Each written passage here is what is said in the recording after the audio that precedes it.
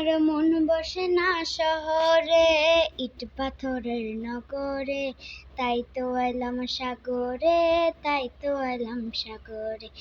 এই সাগর পারে আইসায় আমার মাতাল মাতাল লাগে, এই রূপ দেখিয়া মন পিঞ্জরায় সুখের পক্ষী ডাকে।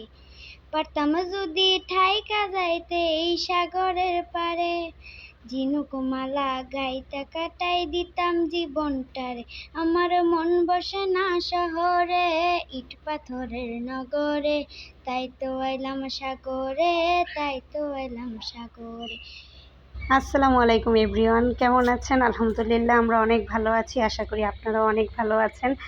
এই তো চলে আসলাম আজকে আমরা 100 ফিট, মানে ঢাকার ভিতরে এত সুন্দর একটা জায়গা, মানে বালু নদী বলা হয় এটাকে।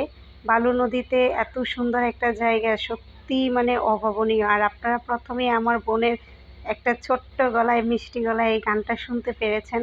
ও অনেক ছোট, মাত্র 8-9 বছর হবে, তো ওকে দিয়েই গানটা গাওয়ালাম। আসলে আমার কাছে অনেক ভালো লাগে ওর গান শুনতে, তো ভাবলাম যে আপনাদের সাথে একটু শেয়ার করি। যদিও ওরকম মানে স্পেশালি কিছু না, যে গানটা সে প্রফেশনালি গাচ্ছে ওইটা না, ছোট মানুষ হিসেবে এই গানটা যে গেয়েছি এটাই তো অনেক কিছু, তাই না বলেন? এই তো আমরা অনেক সুন্দর একটা সময় পার করছি। পুকুরের পানি না বললে হবে না, এটা নদীর পানি। তো নদীতে এভাবে নৌকার উপরে বসে অনেকটা সময় পার করা সত্যিই অনেক মজার। আর ঢাকা শহরের মধ্যে এরকম একটা ফিলিংস পাওয়া, সেটা তো দুর্দান্ত। মানে ভাবাই যায় না যে এত সুন্দর একটা পরিবেশ, এত সুন্দর বাতাস, নির্মল বাতাসের মধ্যে নদীর উপর দিয়ে এভাবে নৌকা দিয়ে যাওয়াটা সত্যিই অনেক ভালো লেগেছিল। তো ভালো লাগা থেকেই আপনাদের সাথেও শেয়ার করা। আমাদের জীবনের টুকিটাকি সব কিছুই তো আপনাদের সাথে শেয়ার করি।